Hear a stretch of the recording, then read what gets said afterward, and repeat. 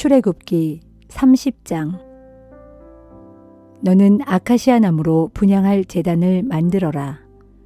길이와 너비가 한 규빗 되게 네모 반듯하게 만들어라. 높이는 2규빗 되게 하여라. 또 뿔을 분향 제단의 몸통에 붙여서 만들어라.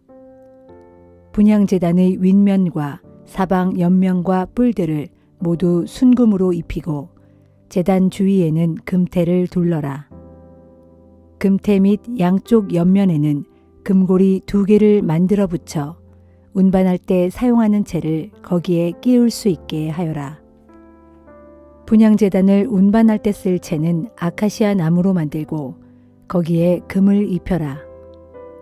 그리고 증거궤 앞에 내려진 휘장 앞, 곧 내가 너희를 만나는 곳인 증거궤를 덮는 속죄판 앞에 그 분향제단을 갖다 두어라. 아론은 아침마다 등잔을 손질할 때 그 분향제단 위에 향을 피워라. 아론은 해거름에 등잔불을 켜 올려놓을 때에도 향을 함께 피워 올려라. 이렇게 대대로 끊이지 않고 주 앞에 향을 피워 올려야 한다.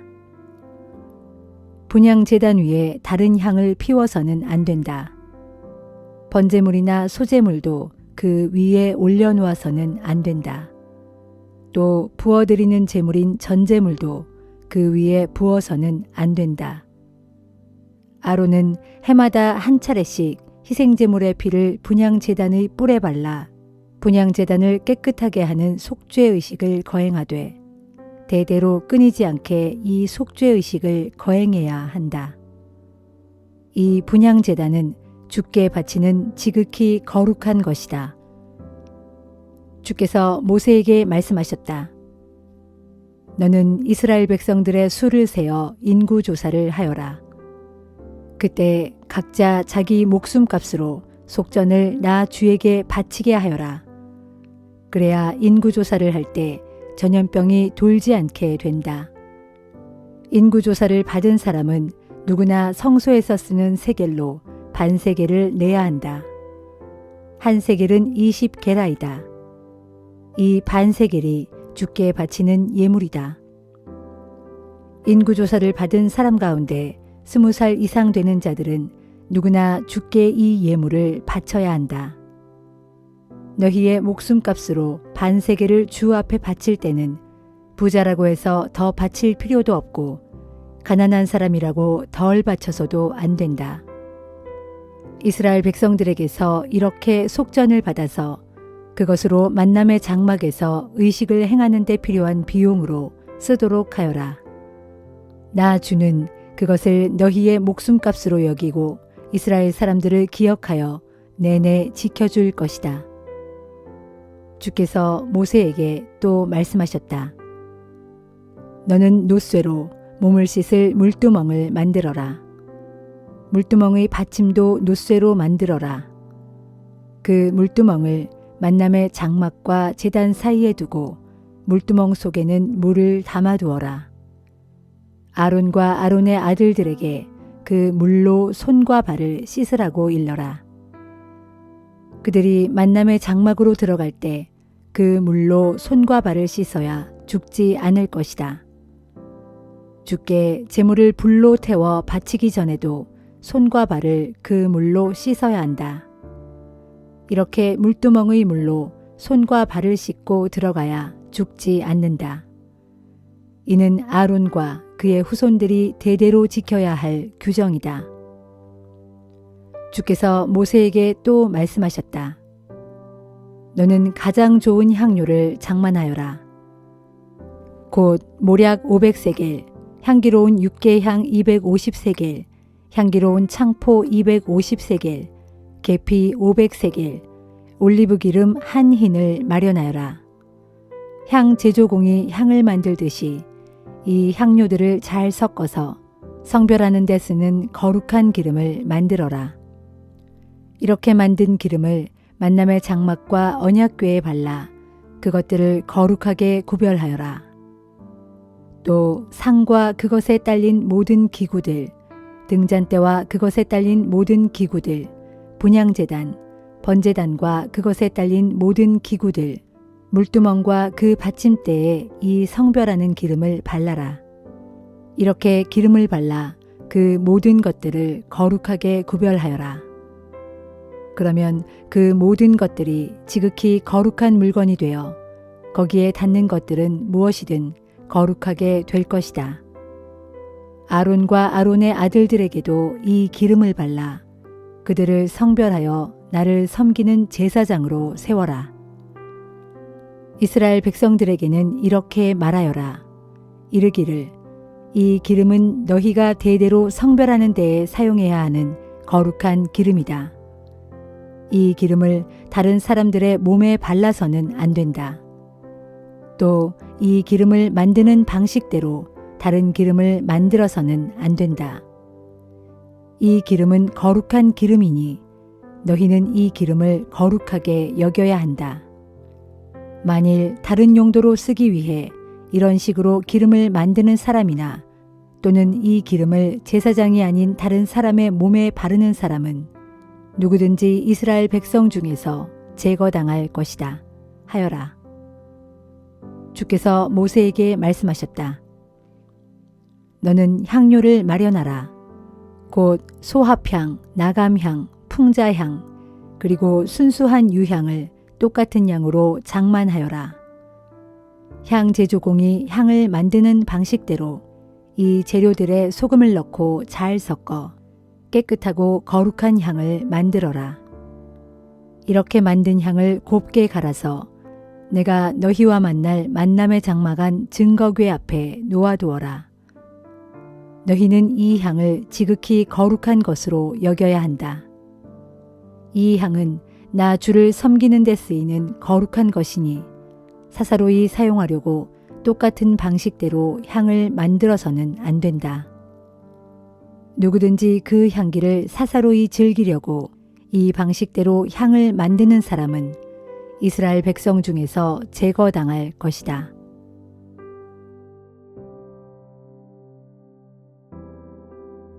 요한복음 9장. 예수께서 길을 가시다가 태어날 때부터 맹인된 사람을 만나셨다. 제자들이 예수께 물었다. 선생님, 왜 이 사람은 나면서부터 눈먼 사람이 되었습니까? 이 사람의 죄 때문입니까? 아니면 그 사람의 부모의 죄 때문입니까? 예수께서 말씀하셨다. 이 사람이나 그의 부모가 죄를 지어서가 아니다. 그가 나면서부터 맹인이 된 것은 그 사람에게서 하나님의 일이 드러나도록 하기 위함이다. 해가 있는 낮 동안 우리는 나를 보내신 분의 일을 해야 한다. 밤이 오면 그때는 아무도 일할 수 없다. 내가 세상에 있는 동안 나는 세상의 빛이다. 이 말씀을 하신 후 예수께서는 땅에 침을 뱉어서 거기에 진흙을 갠 다음 그 맹인의 눈에 바르시고 말씀하셨다. 실로암 연못에 가서 씻으시오. 실로암은 보냄을 받았다라는 뜻이다. 그 맹인이 실로암 연못으로 가서 눈을 씻자 즉시 눈이 밝아졌다. 그리고 그는 자기 집으로 돌아갔다. 그의 이웃들과 그가 전에 구걸하던 것을 보아온 사람들은 크게 의아해하며 말했다. 아니, 이 사람이 앉아서 구걸하던 바로 그 거지란 말이오? 그러자 어떤 이들은 그렇다, 그 사람이 맞다 하고 말했고, 또 어떤 이들은 아니야, 그럴 리가 없어. 하지만 정말 닮았군 하고 말했다. 하지만 그는 내가 바로 그 사람입니다 하고 주장하였다. 사람들이 그에게 캐물었다. 그렇다면 당신은 어떻게 해서 눈을 뜨게 되었소? 그 사람이 말했다. 예수라고 하는 분이 진흙을 개어 내 눈에 발라주더니 실로암 연못에 가서 씻으라고 하셨습니다. 그래서 그분의 말대로 했더니 이처럼 눈이 밝아져 보게 되었습니다. 사람들이 또 물었다. 그분이 지금 어디에 계시오? 그 사람이 대답했다. 나도 모릅니다. 사람들은 맹인이었던 그 사람을 바리새파 사람들에게 데리고 갔다. 예수께서 진흙을 개어 발라 그 사람의 눈을 뜨게 하신 날은 마침 안식일이었다. 바리새파 사람들 역시 그 사람에게 낱낱이 캐물었다. 그 사람이 대답했다. 그분이 진흙을 개어 발라 내 눈에 주었고 내가 그것을 씻어내자 즉시 앞을 보게 되었습니다. 그 말을 듣고 바리새파 사람들 중에 어떤 이들은 안식일을 어긴 것을 보면 그는 하나님께서 보내신 자가 아닐 거요 라고 하였고, 또 어떤 이들은 하지만 죄인이 어떻게 그런 기적적인 일을 할 수 있단 말이요 하고 말했다. 그리하여 바리새파 사람들은 다시 맹인이었던 그 사람에게 물었다. 너는 내 눈을 뜨게 해준 그 사람을 어떻게 생각하느냐? 그가 대답했다. 그분은 분명 예언자입니다.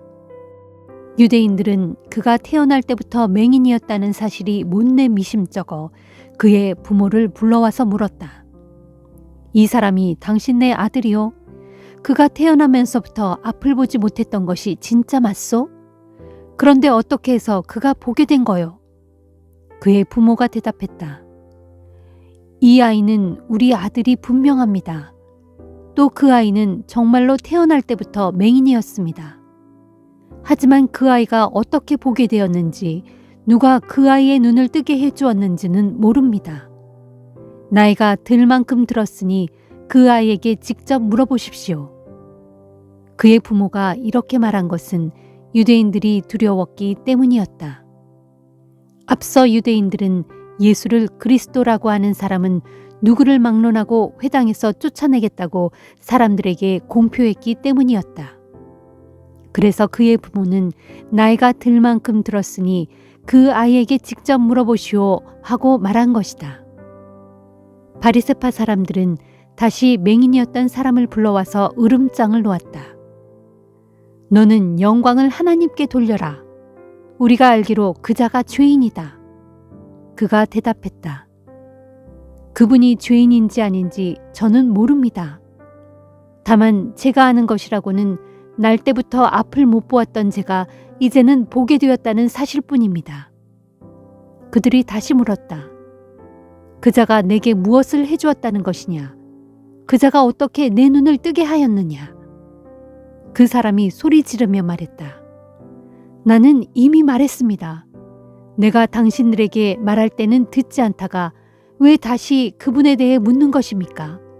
당신들도 그분의 제자가 되고 싶습니까? 그러자 바리새파 사람들은 그를 저주하며 말했다. 너는 그자의 제자로구나. 우리는 모세의 제자들이다. 우리는 하나님께서 모세에게 말씀하셨다는 것은 잘 알고 있다. 그러나 그 사람에 대해서는 모른다. 어디서 왔는지조차 모른다. 그 사람이 대꾸했다. 뭐라고요? 그거 참 놀랍군요. 당신들은 그분이 어디서 왔는지조차 알지 못하지만 어쨌든 그분은 내 눈을 뜨게 해주셨습니다. 하나님께서는 죄인들의 말은 들어주시지 않지만 하나님의 뜻에 따라 행하는 사람의 말은 들어주십니다. 우리는 그걸 알고 있습니다. 세상이 생긴 이후로 태어날 때부터 눈먼 사람의 눈을 누가 뜨게 해주었다는 말을 저는 이제껏 들어본 적이 없습니다. 만일 그분이 하나님께서 보내신 분이 아니라면 그분은 결코 이런 일을 하실 수 없었을 것입니다. 이 말을 듣고 바리새파 사람들이 소리쳤다. 이 건방진 녀석아, 죄 많은 몸으로 태어난 주제에 감히 우리를 훈계하려 들다니. 그러면서 그들은 그를 밖으로 내쫓았다. 예수께서는 그 사람이 회당에서 내쫓겼다는 이야기를 들으셨다. 그 후 예수께서 그를 만나 물으셨다. 당신은 인자를 믿소? 선생님, 인자가 누구입니까? 그분이 누구인지 제가 믿을 수 있도록 제게 말씀해 주십시오. 예수께서 말씀하셨다. 당신은 지금 그를 보았소. 지금 당신과 이야기하고 있는 사람이 바로 그 사람이요. 그러자 그는 예 주님, 제가 믿습니다 하고 말하면서 예수께 엎드려 절했다. 예수께서 말씀하셨다. 나는 세상을 심판하기 위해 왔소. 눈먼 사람들은 보게 될 것이고 눈뜬 사람들은 눈이 멀게 될 것이요. 그 말을 듣고 곁에 서 있던 바리새파 사람들이 물었다. 뭐라고요? 당신은 지금 우리도 맹인이라고 말하는 거요? 예수께서 그들에게 말씀하셨다. 차라리 당신들이 맹인이라면 죄가 없었을 것이요. 그러나 당신들이 지금 본다고 주장하니 당신들의 죄가 그대로 남아 있어.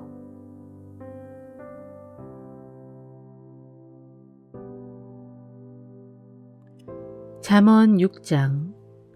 내 아들아, 만일 네가 친구를 위해 담보를 제공했거나 또는 다른 사람을 위해 보증을 서주었다면 너는 네가 한 그 말에 걸려든 것이고 네 입으로 뱉은 그 말에 스스로 붙잡히게 된 것이다. 그러므로 내 아들아, 너는 이미 내 친구에게 손목이 붙잡힌 것이니 어서 가서 보증을 풀도록 하여라. 속히 가서 그 보증선 것을 풀어달라고 겸손히 간청하여라.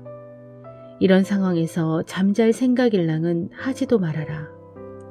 잠깐 눈 붙일 생각조차도 하지 말아라.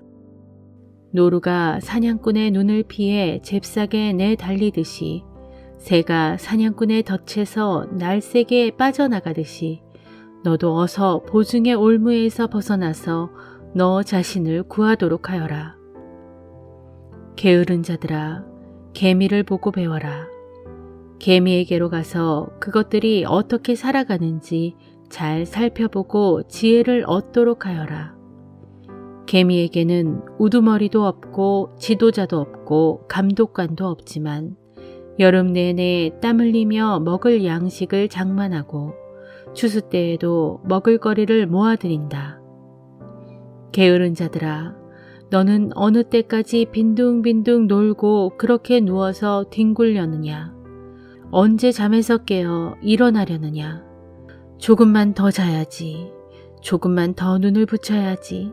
조금만 더 팔베개를 하고 누워 있어야지 하다 보면 어느새 가난이 강도처럼 너에게 들이닥치고 빈곤이 무장한 용사처럼 너를 덮칠 것이다.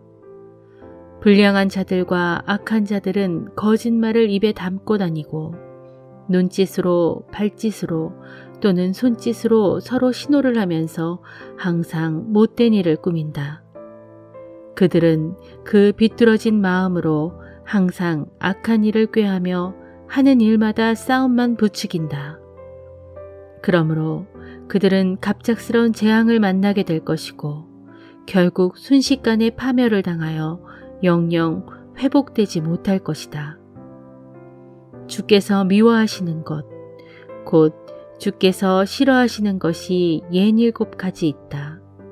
곧 거만하게 치뜨는 눈, 거짓말하는 혀, 죄 없는 자를 피 흘리게 하는 손, 악한 계교를 꾸미는 마음, 악한 일을 행하려고 치닫는 발, 거짓으로 증언하는 사람, 그리고 형제들 사이에 불화를 일으키는 사람이다. 내 아들아, 내 아버지의 명령을 명심하고 내 어머니의 가르침을 흘려듣지 말아라. 그것을 내 마음에 깊이 새기고 목걸이처럼 항상 두르고 다녀라. 네가 길을 갈 때 그것이 너를 인도해 줄 것이고 네가 잠잘 때에 그것이 너를 지켜줄 것이다. 네가 깨어있을 때에는 그것이 너에게 말을 걸어 조언해 줄 것이다.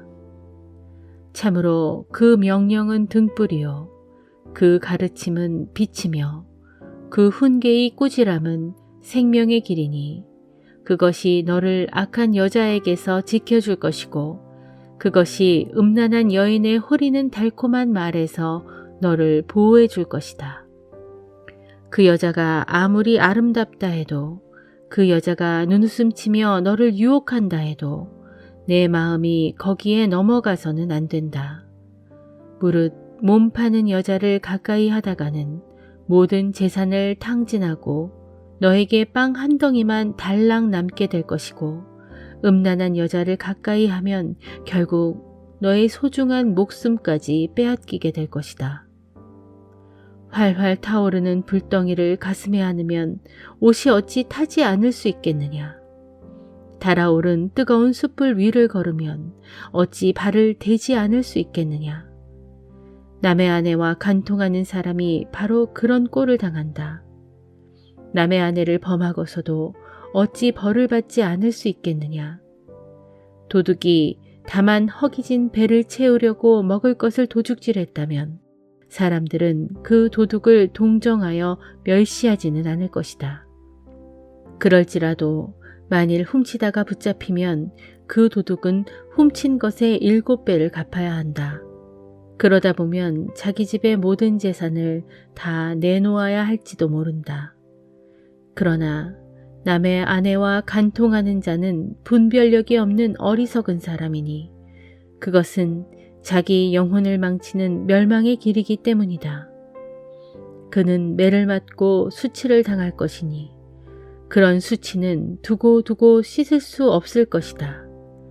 또 간통한 여자의 남편이 질투에 불타서 복수를 하는 날 조금도 동정의 여지 없이 복수의 칼을 휘두를 것이다. 그 남편은 어떠한 보상도 거들떠보지 않을 것이요. 아무리 많은 돈을 가져다 주어도 받으려 하지 않을 것이다.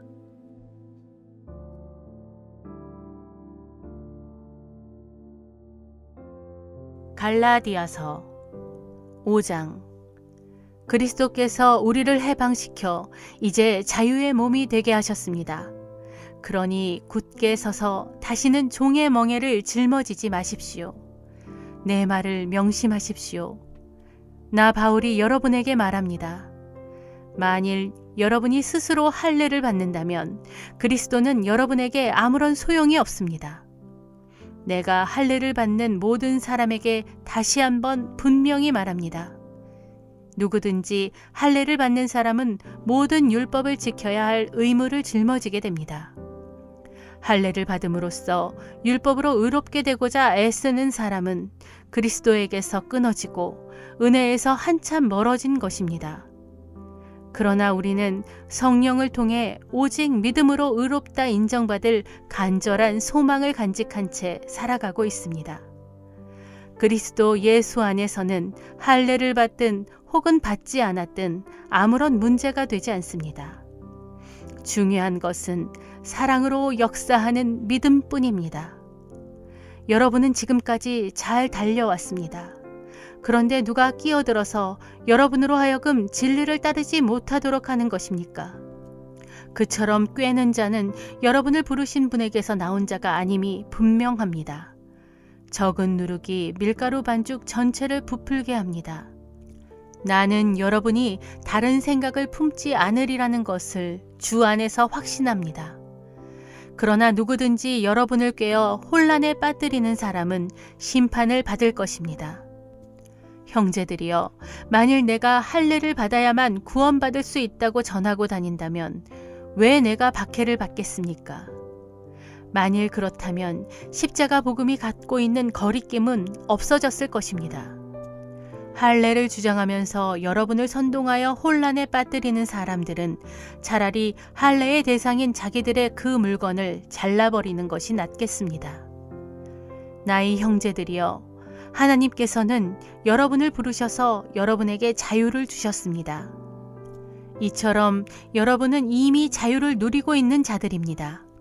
하지만 여러분은 주님께서 주신 그 자유를 육체의 욕망을 채우기 위한 기회로 사용해서는 안 됩니다.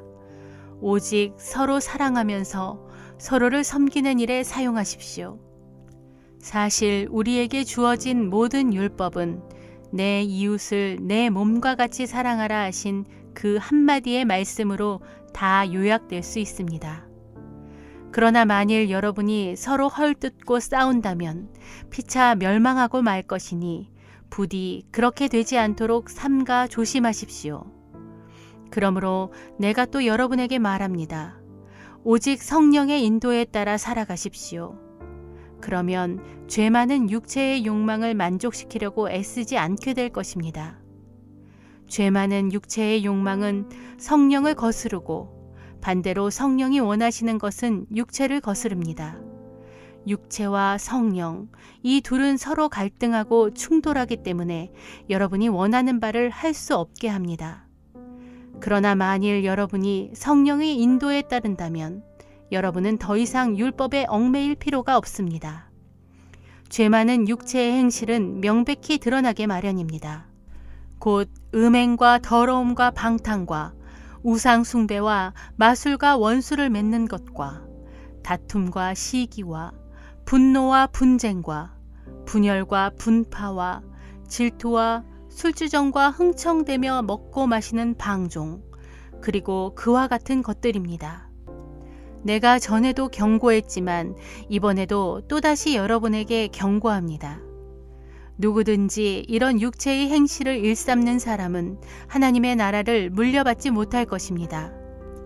그러나 성령의 인도에 따른 삶의 열매는 사랑과 기쁨과 평강과 인내와 친절과 선함과 신실함과 온유와 절제입니다. 이런 것들을 막을 율법은 없습니다. 그리스도 예수께 속한 사람들은 죄 많은 육체와 더불어 육체의 정욕과 욕망을 십자가에 못 박은 자들입니다. 이제 우리가 성령에 의해 살게 되었으니 오직 성령의 인도에 따라 살아갑시다. 헛된 영광을 추구해 서로 노엽게 하거나 시기하는 일이 없도록 합시다.